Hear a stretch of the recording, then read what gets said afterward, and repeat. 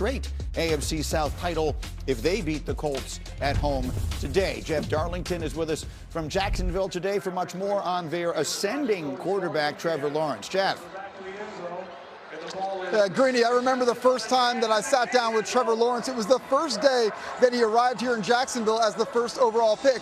And I met a guy who was very professional, very polished, but also very mellow. And when I sat with him this week, I still felt those same things from Trevor Lawrence, but there is something a little bit different. There is some edge. There is some confidence, both on and off the field.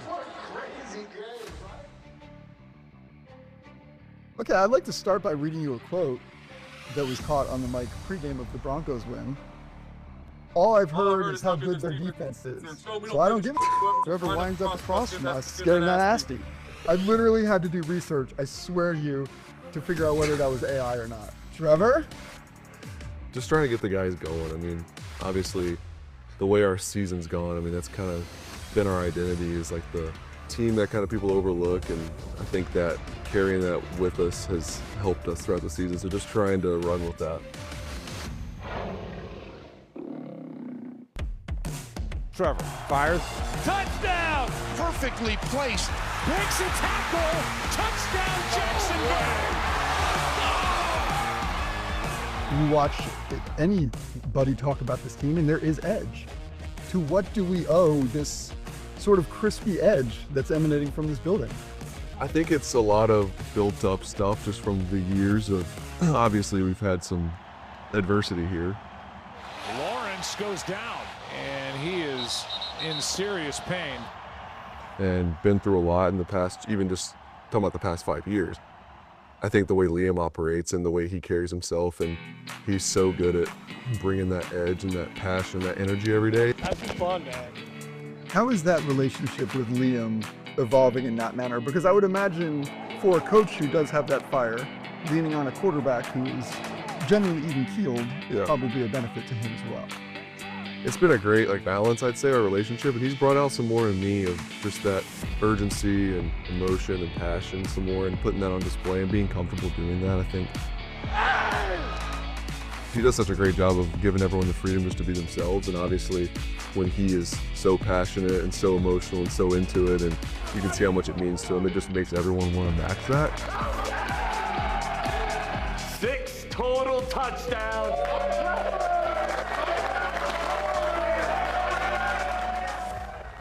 Since the day you arrived here and walked in here as the first overall pick to now, what would you tell that guy back then?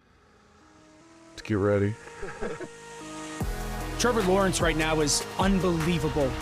They can beat anybody. There's been some great highs, there's been some lows as far as my career here, and just all the changes and all the different things that have happened, and just learned a lot coming out the other side and continuing to be myself and press forward. It feels good to be where we're at now and to reap some of these benefits of us winning and playing well offensively and seeing it all come together. What a win for this Jacksonville Jaguars football team. We're just a small market team. Thank you for the play. We're just a small market team. Liam's response to the idea that Jacksonville is this small market seemed to really resonate within this community. I really think that we embodied Jacksonville and being a little bit of that underdog, overlooked. People ask me, who's the best team in the AFC? Do you think you're the best team? It's who cares? We're going to all get to play for it. This is our opportunity to go try and win a Super Bowl. 1, 2, 3,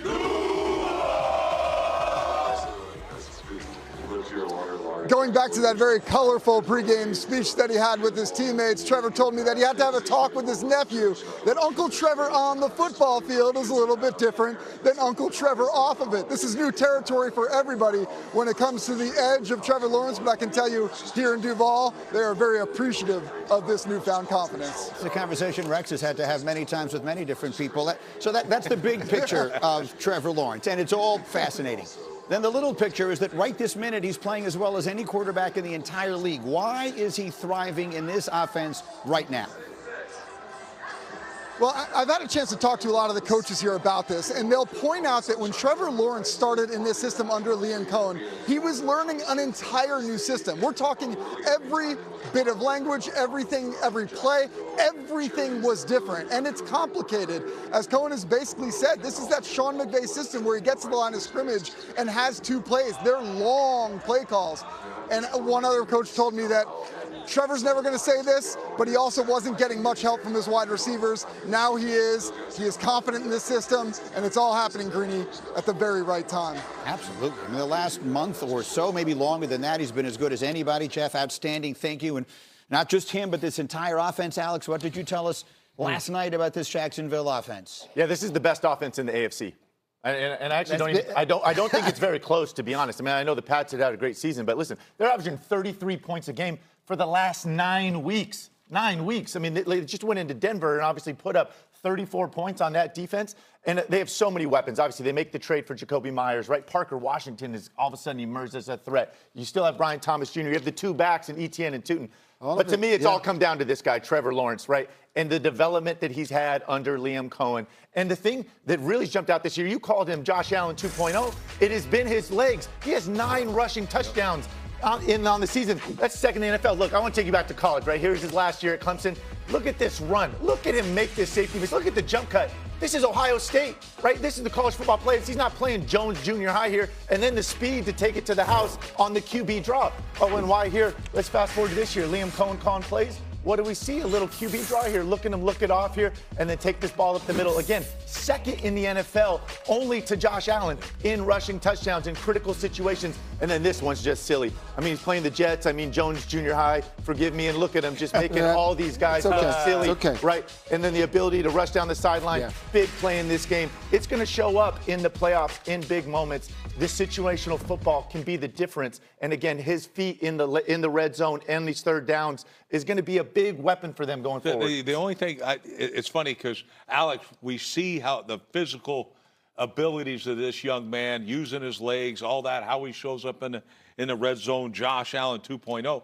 But it was something that you told me earlier in the season. You're like, look at this kid control the line of scrimmage. And that, to me, when you brought that point up to me, I mean, tell people what you're talking about, Alex. This offense is so sophisticated, right? It does come from the Sean McVay. There's multiple calls at the line of scrimmage at all times. Audibles in your back pocket. If they do this, then you do this, right? And he has handled it so well in his first year. And a lot of it, again, coming back to Liam Cohen, demanding it, right? The image I can't get out of my head. Earlier in the season, when he missed with location and Liam Cohen pounding his chest from the sideline, demanding him to be better, right? And he's done it. Something's clicked with this kid. I mean, all the offense and the numbers, I can't argue that, but I'm telling you, something's clicked with him to where you used to watch him play. Nice kid, plays quarterback, just doesn't get it done when it counts. And I think it's taken this coach to get this out of him, but definitely he plays more with a killer instinct, uses his legs like you showed, and that's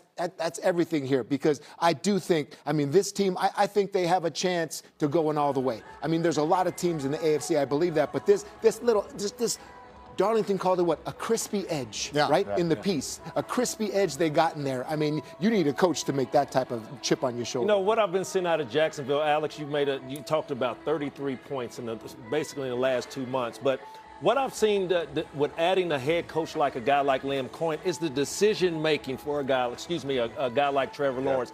Being able to get the ball out of his hands so quick into the playmakers. Alex, I did some looking up of some statistics. And I found out in 2013, 27 points per game was your best as an offense. But you only had 2 weapons in Dwayne Bowe and Jamal Charles to throw to. You talking about Trevor Lawrence, other than his offensive linemen where they're illegal to go out, for the pass, everybody is an option there. And you brought up a point in Parker Washington with all the weapons he have, adding a guy like, Jacoby Myers. I'm just in awe of this offense because there's so many guys. We just highlighted Trevor Etienne a couple weeks ago for his 3 touchdowns in the receiver game. But you have a guy like Parker Washington coming on as of lately in the deeper part of the field. You can't forget about Big Patrick being a big target. So Trevor Lawrence, Liam Cohen, he knows what he has in Trevor Rex. What I would say the head coach being able to do is turn the light on in his young quarterback. And I love what I see coming out of Duval. You know the great thing? the best unit on the field might be their defense. This is a That's team scary. that leads the National Football League in run defense. And by the way, they're second in takeaways. And that what that means, get that offense back on that field. But I think this defense is so underrated that now you got to be balanced. To win it all, man, you got to be great on both sides of the ball, and this team's heading that Are we direction. sold? Excuse me. Are we sold on?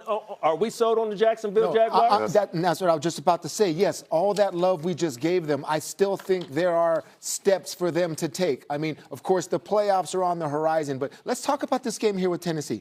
The last time they played this divisional opponent, there were 23 penalties. The Jaguars had 13. Their long snapper was fighting. Okay, their punter was fighting. It was an ugly game. All right, you are clearly the better team. You go out there in week 18 and you play like you're the better team. If they want to provoke you, if they want to do all that Bush League type of stuff, let them get in their U-Hauls after the game and you go ahead and get out of here. Right. Okay? Win the football game. Prove that you're the big brother in the division. Go to the playoffs. That's how you win today, believe in Jacksonville. them? You believe in Jacksonville? I'm going to say yes, I do. I've been very impressed by Cohen's job. Trevor, what we're talking about here, the defense, I think they can get to the AFC Championship It's hard game. not to believe it. They went into Denver and beat them at Denver. So, like, to me, I think this team is surging at the right time. And you're right. You're better than they are. Let's go. Why are you, You know pressing who's me, Moss? buying into this? Moss, you know who's buying? You know who's believing? The fans. Randy loves the kids. Take a look at the